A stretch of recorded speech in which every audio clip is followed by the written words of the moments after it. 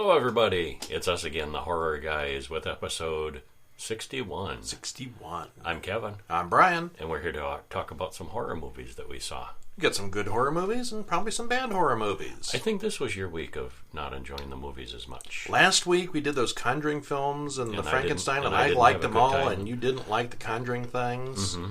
And this week I think we may have flipped a little bit. Mm-hmm. Yeah, I think so. Well, this week we have It, Chapter 2 from 2019, and also Ready or Not from the same year. Hammer's 1964 Nightmare, and Universal's strange 1944 film called Weird Woman. Weird Woman. Yeah. Aren't they all, though? WW. Okay. Not Wonder Woman, but Weird Woman. Weird Woman, yeah. Should have the same initials, like a little logo, like Wonder Woman, only Weird Woman. Or in satin tights. Yeah. With a little 2 on the side. Weirder Woman. Are you ready? I'm ready. Let's get to it. Here we go.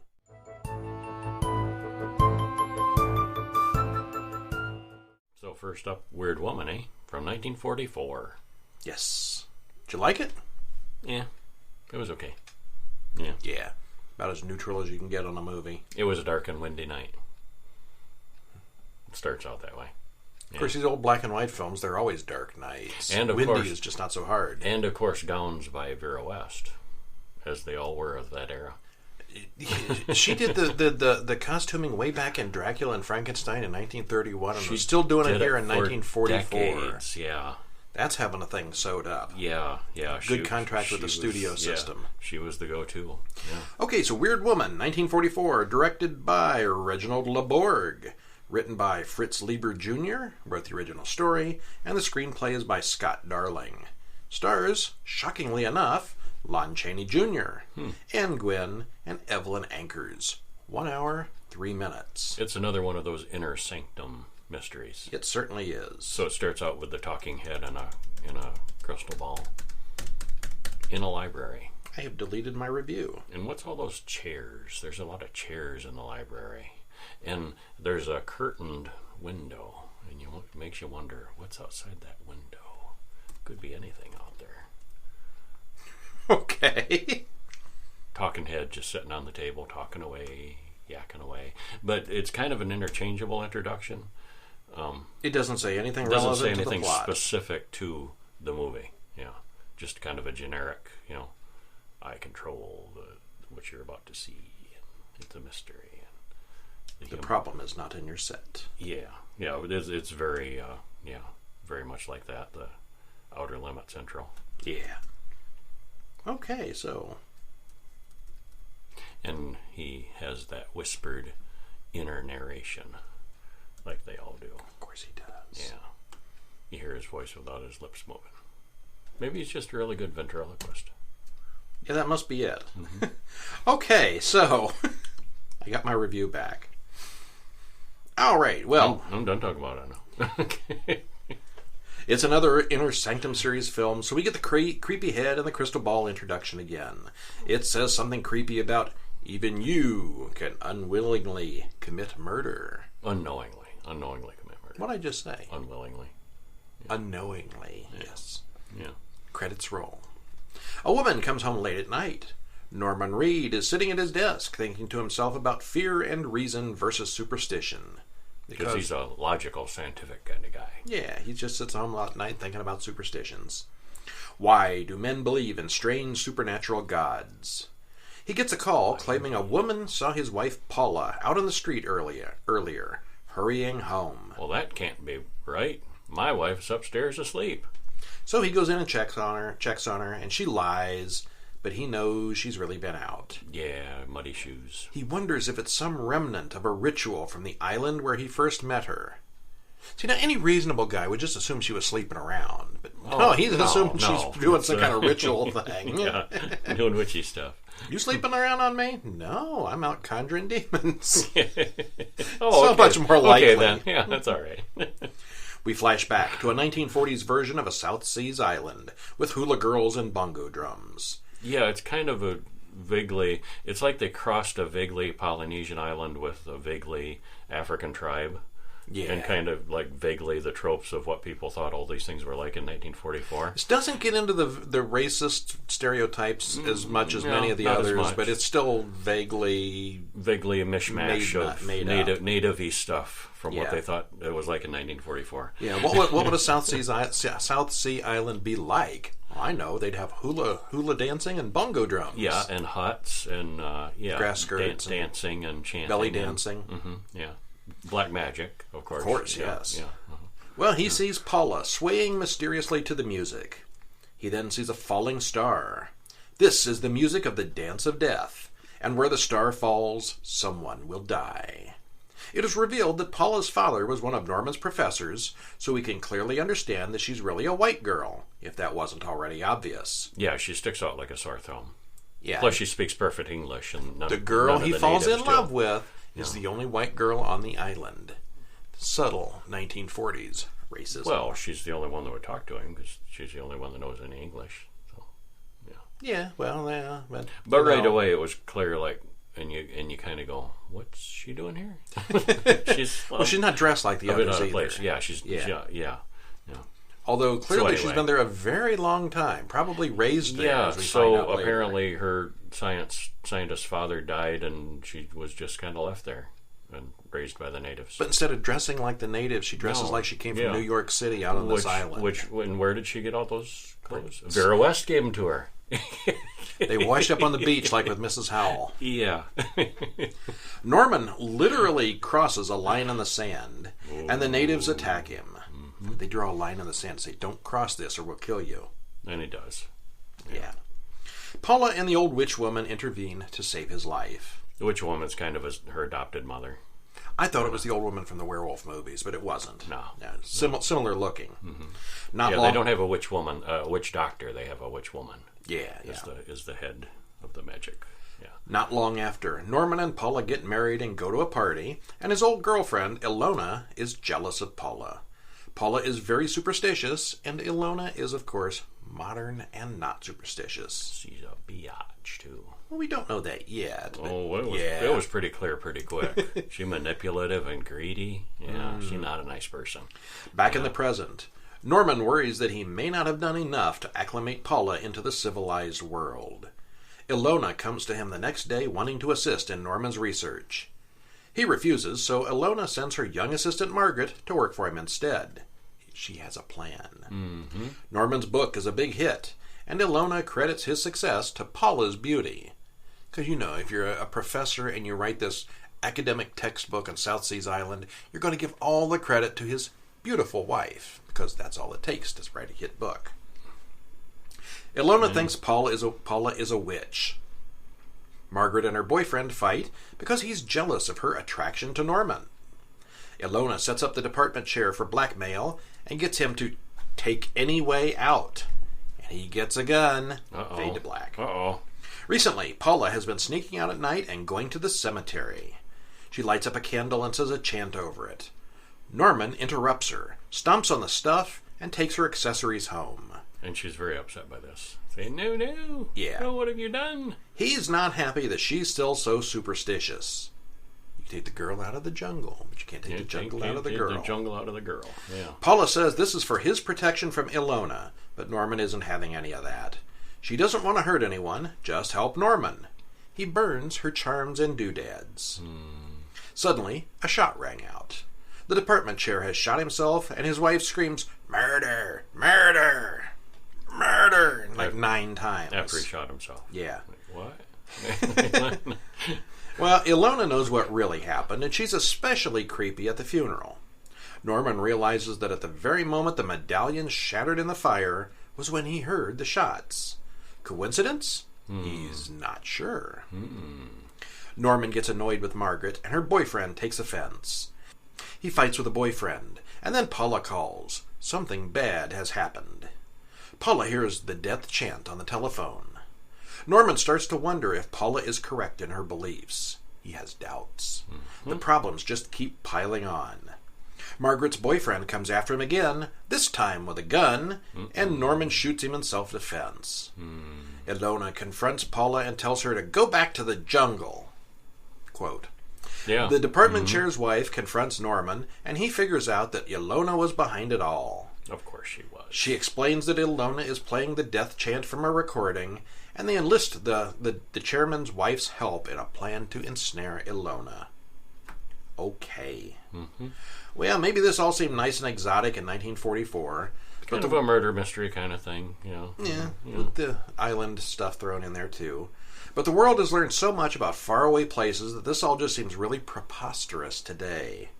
The islanders weren't especially racist stereotypes any more than others from this time period, but it was noteworthy that Norman married the only white girl in the village. I suspect in the 1940s, nothing else would have been allowed to hit the screen. Like the other films in the series, it feels a lot like a soap opera. It's very melodramatic and just a little over the top. There's not really a weird woman here anyway. It's just a convoluted plot of jealousy and murder. And Paula was kind of weird. She was kind of weird. Paula was kind of the weird woman, I think. Not worse than marrying and bringing any other foreign person overseas. They don't quite fit in quite right in the beginning. It takes time to adjust. She wasn't really a witch. No. Although she was doing a spell in the cemetery. Well, yeah, she had magic and stuff. That probably kind of counts as a witch, though. Yeah, kind of. Okay. Anyway, it was okay. Yeah. It was thoroughly adequate.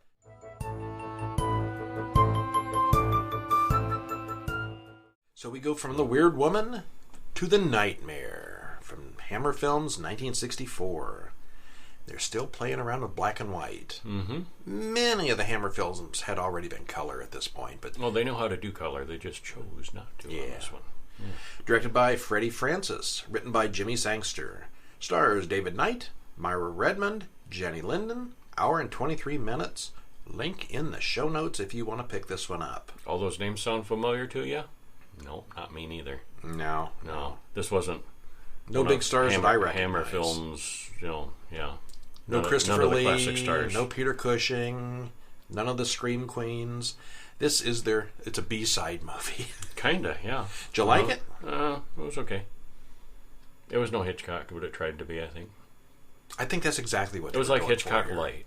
And it wasn't really a horror movie anymore. Dollar Store Hitchcock. Yeah, it wasn't it wasn't a horror movie any more than a Hitchcock is, really. It was like a very Hitchcockian thriller, I thought. A lot of Hitchcock things kind of qualify as horror. But it was decent and decently done, and very noir, black and white kind of thing. And, I wasn't bored to death. I wasn't bored to death. Yeah, I was entertained. It's not on my let's watch it again list. No, or ever again. But or ever again, right? Yeah. Okay, well, Janet's having a nightmare as the credits pop up. She's walking down a dark hallway and approaching a locked door.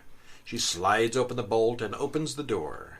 Inside, she finds her mother, who laughs as the door traps her inside. "We're both mad!" screams the other woman. Janet wakes up screaming. Now, there's two people screaming. The mother and Janet are already screaming. Let's count these up. Janet, a lot of screaming in this movie. Yeah, there is. Janet lives in a boarding... It's not really good screaming either. It's like screaming by someone who's never trained to scream. Ew, ew. Ew, ew. Wasn't that bad. Janet lives in a boarding school, and she desperately wants her guardian, Mr. Baxter, a lawyer, to come and take her away. The school headmistress wants her to go home as well. The driver comes to pick her up, and she sees someplace she wants to visit on the road on the way home, but the driver refuses to stop for it. Mary, the headmistress, asks Mrs. Gibbs, the maid, about Janet's mother. She went insane many years ago, and she's in the asylum that they passed on the road. When Janet was little, she walked in and found her mother stabbing her father to death. Janet had a nervous breakdown and then went to live with Mr. Baxter. Janet constantly worries that she might be insane too. Runs in the family. Or does it? Janet dreams that there was a woman in her room that night. Mary, the headmistress, gives her some advice, but Mary has to go home in the morning. Not much help there. Mary leaves, and Janet is left alone with Mrs. Gibbs and Grace. I guess Grace was just this sort of friend person that they hired to be a friend. Yeah, they hired to be a friend, and she was a nurse, too, to keep an eye on her. Yeah. Yeah, she was Never had to pay a friend. That night, you're so ugly you had to have a pork chop around your neck. You're so ugly your mother had to pay for your friends. Had to hire friends for you. That night, a strange woman with a scar on her face wanders into Janet's room, and Janet follows her. She finds the woman stabbed on a bed with a birthday cake nearby. The doctor wants to put Janet in an asylum right then, but Mr. Baxter doesn't think it's that bad. Yet. Baxter assures Janet that she's not going to be locked up.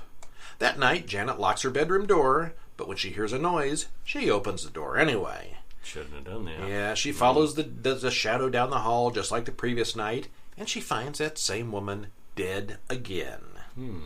She sees the woman again, and after a bunch more screaming, breaks a mirror and cuts her own wrists.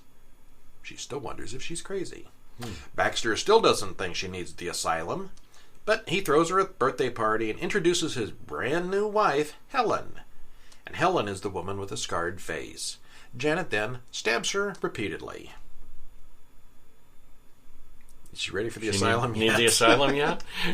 The medics carry out Helen's dead body. Then they carry out Janet on her way to the asylum. We see the scarred woman in the window again, and this time she pulls her face off. It's Grace in a mask. Tricked ya. Grace and Baxter talk about their 3 months of planning for Janet to kill Baxter's wife, Helen. It worked beautifully. Soon, Grace starts finding discrepancies and lies in Baxter's behavior. Baxter wants to live in Janet's house, but Grace is dead set against it. She accuses him of having another woman, and they slap each other. Yeah. Slap fight. Yeah. That night, Grace sees the woman walking the halls. She screams that she's not going to fall for that trick. She calls the sanitarium and learns that Janet escaped 3 days ago and is considered dangerous. Now, Grace is worried. An unseen woman leaves a huge knife in Grace's room that night. She starts following the woman regularly, but can never find her. She fights some more with Baxter, and she stabs him repeatedly. Grace goes to call the police, and she's stopped by Mary the teacher, who, along with Mr. Gibbs and John the chauffeur, are standing there waiting for her. Grace insists that Janet is the killer, but when they call the asylum, Janet's been there all along, and she's doing very well. The three of them decided to get revenge on Grace and Baxter for what they did to Janet. Finally, they call the police to come and arrest Grace. For murder. Ha ha ha.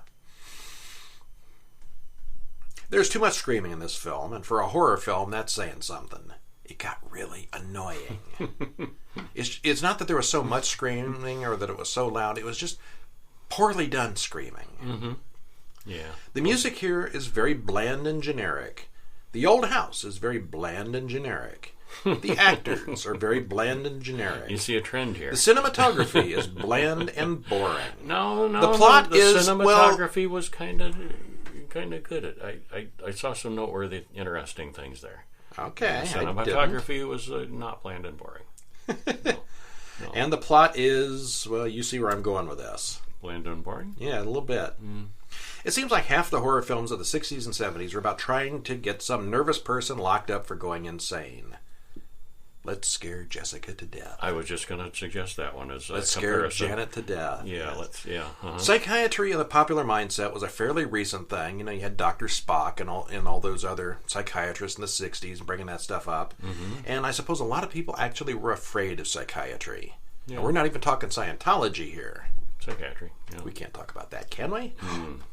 But anyway, yeah. Psychiatrists, bad. Mental illness, bad. Scary. Almost supernaturally scary.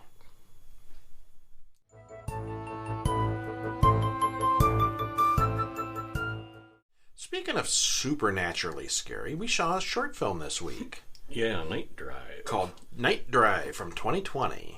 Brand new. Directed by Jeff Overn and Timmy Lodi. Story by Brian Henderson and Josh Staples. Stars Jake Martin, Jesse Schaefer, Taylor Diffenderfer, and Tim Drinkwater. Well, I wish my name was Diffenderfer. Diffenderfer? Doofenshmirtzer, yes. Tim Drinkwater. That's a pretty neat name. Drinkwater. Runtime 8 minutes and 47 seconds, sorta. Yeah. YouTube link in the show notes. I bet you're going to mention that. Yeah, I actually. am. Yeah. Did you like it? Yes, I did very much. Yeah. I thought it was excellent. Looked really good. Yes, looked good. Was all around tasty good. Yeah.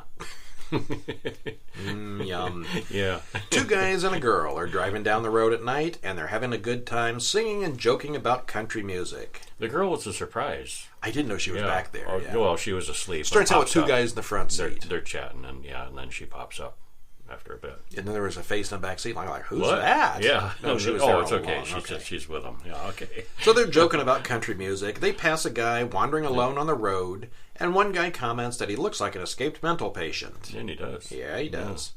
Well, they play a different song, and then they pass the same weird guy again. Huh. One guy Is that the same states guy? that, if we pass this guy a third time, we should hit him. Hit him. Yeah. That escalated quickly. Which freaks them out. What? And then they do come upon him again, and this time they stop. And then what happens? Well, Bad you're going to have things to happen. watch that for yourself to find out. Yeah.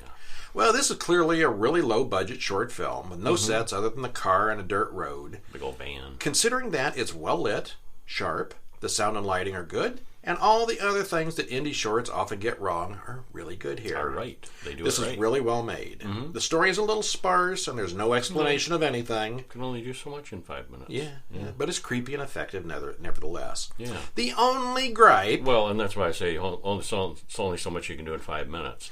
Yet the runtime was 8 minutes. The only gripe I would have long credits. is that the short is 8 minutes and 47 in length, but the story is only 5 minutes and 44 seconds long. A few minutes of credits. The other 2+ minutes are credits that would put a Peter Jackson film to shame. There's no after-credit scene or anything that you need to wait for, so you can stop at the 5.5 minute point if you want. Keep watching and read all the names. Yeah. Somebody went to a lot of trouble with those credits. Yeah, they did. Yeah. But it was good one. You should check it out. Yeah, it's definitely worth 5 5 minutes of your time. Yeah.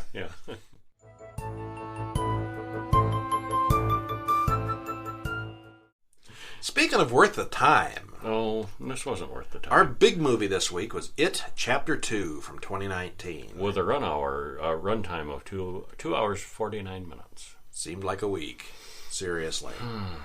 Directed by Andy Muschietti, written by Stephen King and Gary Doberman, stars Jessica Chastain, James McAvoy, and Bill Hader. 2 hours and 49 minutes. Did you like it? I give a qualified yes. I will give a qualified yes. I would have liked it a lot better. It'd have been a great 2-hour movie. An hour shorter. Yeah. Yeah. Either make it an hour shorter and make it a 2-hour movie, or split it in two and have it be 2 more 2-hour movies. There were many good things to like about it, but boy, it was long, and it seemed long at times. It felt long. Well, we start in 1989 after the events of the first film, and the girl character, Beverly, explains that she has seen the future. And then we jump 27 years later. A gay couple are having fun at the carnival, and some local jerks start harassing them, which goes badly for the couple. They're badly beaten, and then they throw one of them off a bridge. The guy who is in better condition runs downriver after him and sees Pennywise the clown eat the guy's heart out. And that was a cool effect with and suddenly the river's full of balloons everywhere, and there's Pennywise across the. Of course, this guy has no idea who Pennywise is, but the story gets out. Mike Hanlon from the first film hears the police call on the radio, and he immediately suspects Pennywise was involved. All grown up now. They're all grown up now. Bill Denbrough is a writer on a major film, but everyone complains that he can't write good endings. That's kind of a running joke. Stephen King can't write good endings. Mike calls him and says he needs to come home to Derry. Eddie gets a similar call, as do Rich, Ben, Stanley, and Beverly. They're all shaken up by his call, even before he explains why he's calling. Rather than deal with it, Stanley kills himself, right then and there. Beverly is in an abusive relationship, so she's actually probably better off fighting real demons anyway. She married her father, basically. Henry the bully has been institutionalized, and he freaks out one day when he sees just a single red balloon float by. Meanwhile, in Derry, members of the Losers Club start arriving back in town, 28 minutes into the film. I might have to point out, maybe the longest review I have ever written. Mm-hmm. Oh boy. It turns out if you leave town, the memories of what happened start to fade, so only Mike, who never left town, actually knows what happens. Yeah, the others which doesn't just explain kinda why forgot. the others were so upset and the one guy even killed himself if they didn't remember what happened. Well, it started coming back to him. I don't think it The did. fear. At this The point, they fear still did. didn't know. The fear did. All right. Just the emotion of fear, yes. And a lot of things follow the book, and that's one of the things that was in the book. That Okay. yeah. Weird stuff happens with fortune cookies. Probably the best scene of the movie. Understatement, yeah. Meanwhile, Pennywise eats a little girl, and Henry escapes from the institution. Mike explains how the Native Americans explained that the demon came from outer space or something 200 years ago.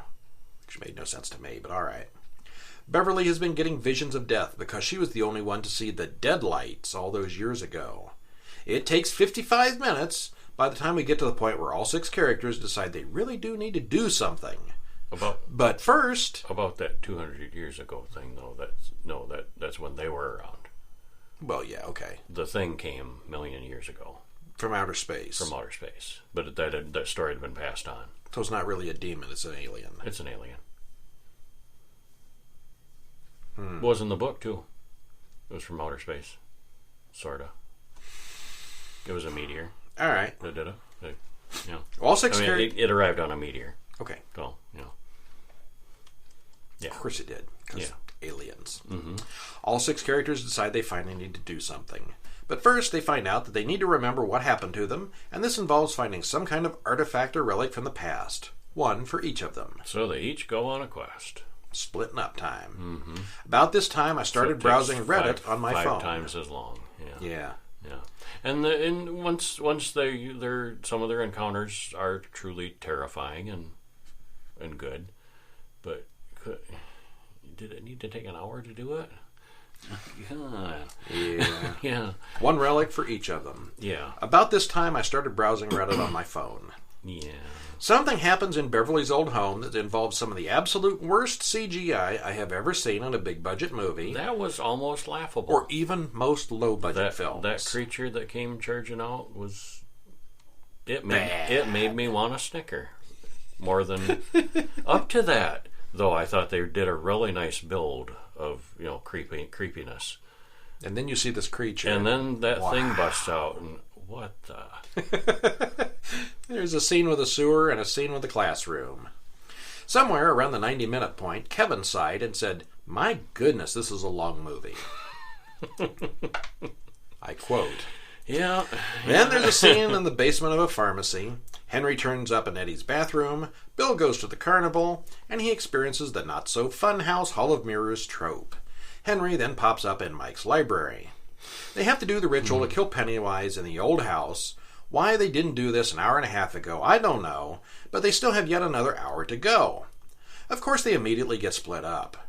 There's a spider scene homage that The Thing did better 40 years ago, and this is so obvious they literally quote the film The Thing. Mm-hmm. This was not even subtle in the least. When the guy's head becomes detached and it grows spider legs. Yeah. Yeah. Yeah, that whole scene just... Was that in the It book? I read it many, many, many, many years ago. I don't remember. Well, the original It book isn't anything like the movie, the John Carpenter movie. Not much. No, not The Thing, the It. Oh, the It book. Was the spider head in this book? I don't believe so. I don't remember that. Why put this in at all? Because they could. Let's steal a scene from an actual scary movie. Yeah, the ending doesn't really... I mean, there's a lot of things that are missing from the book, too. And stuff. The turtle isn't mentioned at all. The turtle... What turtle? The counterpoint to the counterpoint to it. Oh. Yeah, Okay. there's another omnipotent being that gets involved. Well, I think that was more when they were kids, and then when he goes to try visit the turtle again, the turtle's dead. When they're adults, maybe. Okay. If I remember right. I don't But remember anyway, that it was a much. thing that they don't mention at all. And I think I read the book. I certainly saw the Tim Curry movie. It's been a long time. Well, finally they go down into the well or the sewer or whatever it is under the house. Creepy stuff happens again. They drop their artifacts into the fire. The fire goes out, and then the 3 lights come down from the sky. The light then goes out in the magic jar, but it doesn't stay there. turning into a giant balloon. Because it can't be trapped that easily. Yeah. It turns out the ritual was a scam that even Mike knew was never going to work. Lots of running and screaming happens, and among more bad CGI and transitions between all those characters, who are now all split up again. Finally, they figure out a way to bring Pennywise down to size. And then there's like 3 or 4 wrap-ups and endings, any one of which could have been the end of the film. Nope. It's like going. the Lord of the Rings movies, where they had ending after ending after ending. The acting here is really good. Yeah. And the adult versions of the characters are really well-cast actors that look a lot like the younger generation. Yes, they do. On the other hand, I generally don't notice this thing very much, but the CGI is really atrocious. The CGI is noticeably CGI. Many, many better video games. Most of the time, it's, bad. From the creatures to the de-aged versions of the young losers, this was done in a real rush. See, some of the kids from the first movie had gotten older by the time they made this. They had to de-age the children to make them look like 12-year-olds. And every time they talked, their mouths got blurry, like Henry Cavill's mustache. You could see it. Yeah, it was. Sometimes you could, yeah. Why they didn't just film them both at the same time, like so many other 2-part movies? This was obviously going to be a 2-part movie. They knew it was going to be. Why didn't they just do it all at once? Why not film the kids stuff all at once?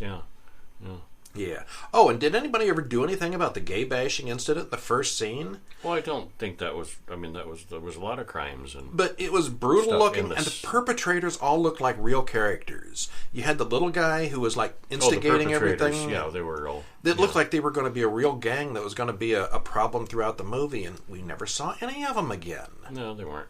Yeah. The victims were no big deal, but the gang looked like they were going to be something. No, they weren't. Almost as if the scene was shot for a different film and thrown in here. This film is a mess. A really, really, really, really, really long mess. If you got a week to spend on this movie, there are really good parts here. There are really good parts, but it is so damn long. Maybe somebody could do a really good parts cut. A 10-minute short film. It would probably be a good hour. I could cut it down to an hour. The best parts. I don't remember the Tim Curry one being bad. The special effects are a little bit dated. I remember thoroughly enjoying the Tim Curry one. Well, part of it was liking Tim Curry as Pennywise so much. Well, he's never been bad in anything. Yeah, he was. Scars. Oh, he was fine. He was barely in the second one either. It was all CGI. There was one scene of him without his makeup. He was a human, and then he was, one or two short clown scenes. The ending, that wasn't really him. That was all CGI, almost entirely. Yeah. Yeah, I liked Tim Curry's Pennywise so much better. Yeah.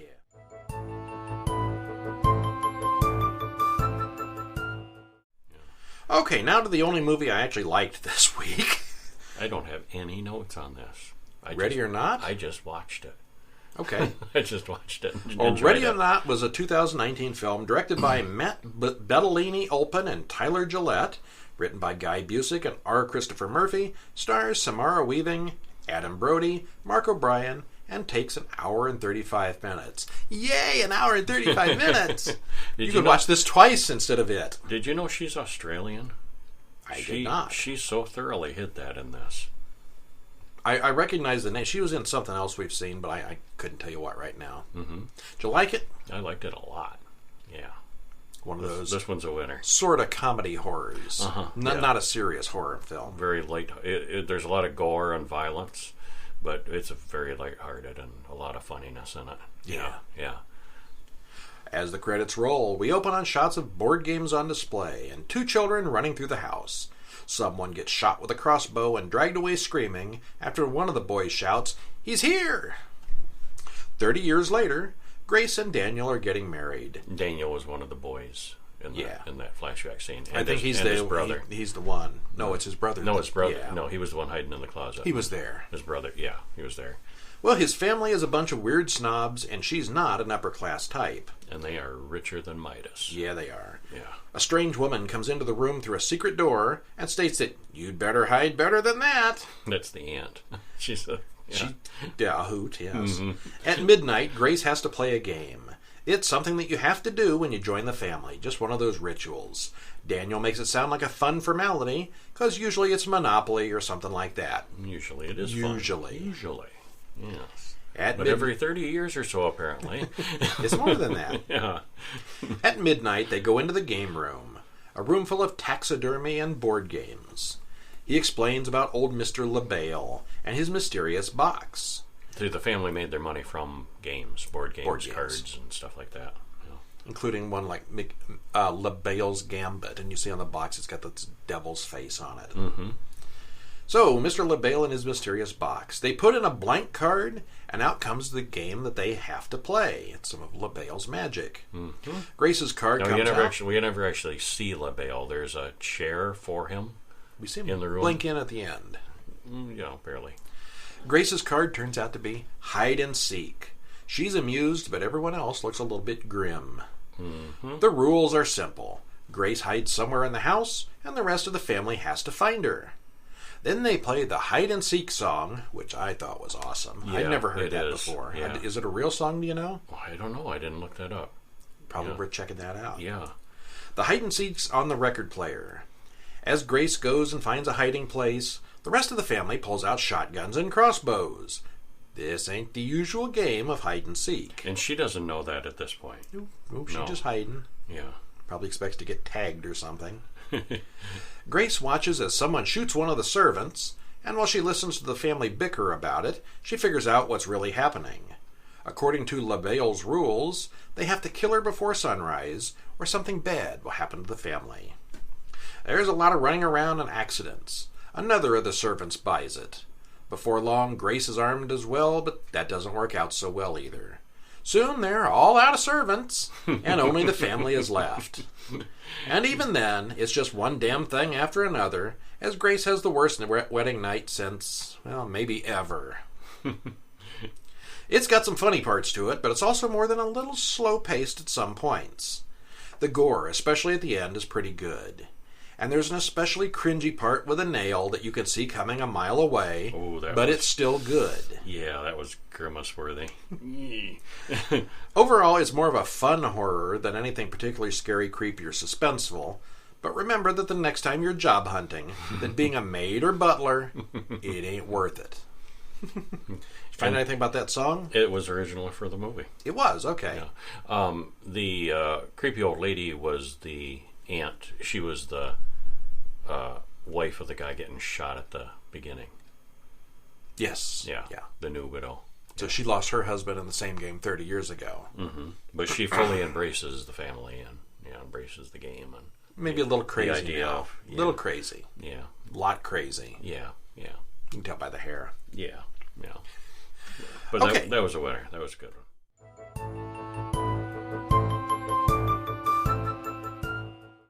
So, Weird Woman. No. We're both mez? Both mez. About 5 to 4, maybe? 4 to 5, yeah. Nightmare. Slightly higher, but still kind of meh. I'll stick with 4. Mm-hmm. Night Drive. I'd say a 9. 7 or 8 at least. I'd give it a 9. Okay. It Chapter 2. 4. Overall, I'd say a 6. 4. I'm heavy on 4s today. Okay. And Ready or Not, I'm going to go with an 8. I'm going to go in the 10. Yeah, it's a 10. You know, the 10 means you got to want to see it like tomorrow again. Do you want to see it tomorrow again? We need to do an episode with rewatches sometime. Get like second opinions on some of the ones that we really slammed. You got to sit through the movies we hated a second time. April 1st is coming. Yeah. Okay, we'll see. Well, that's our show. That's our show. Thanks for joining us. Stop in during the week at horrorguys.com to read all these same reviews on the website. And, of course, if you hurry, you can read next week's reviews. Mm-hmm. Next week, we're going to watch some other good stuff. Yeah. Some horror, some classic horror classics films. of horror. We're going to watch The Human Centipede. The trilogy. The first sequence from 2009, followed by The Human Centipede 2, this full sequence from 2011, and as well as, you guessed it, The Human Centipede 3. Final sequence from 2015. And stuck at the end of that playlist will be another interesting sounding indie film called Play, Pause, Kill from this year. That sounds good too. Yeah, it does. You know, so I put that in there, stuck on the end of the human centipedes. Yeah. I see what you did there. Yeah, I have seen the third human centipede. I've saw a lot of the first one. I've seen none of the second one and not all of the first one. Okay, I've seen them all. You have seen them all? I have seen them all. I am looking... Actually, I suggested this, and I'm looking forward to seeing all three again in order. I remember 3 was kind of a really dumb comedy. You said the second one was really intense, and I know enough about the first one to know what I'm getting into there. And what I love is the same guy plays the doctor in the first one who plays that lunatic The warden, sheriff and the warden in the third one. And he's nuts in the third one. I Yeah, mean, he is. His performance is just brilliant. Wow. Yeah, I love him in that movie. Well, that's next week. Yep, that's 3 next human week. centipedes and a play, pause, kill. Yeah. I'm Brian. I'm Kevin. And we'll see you next week. See ya.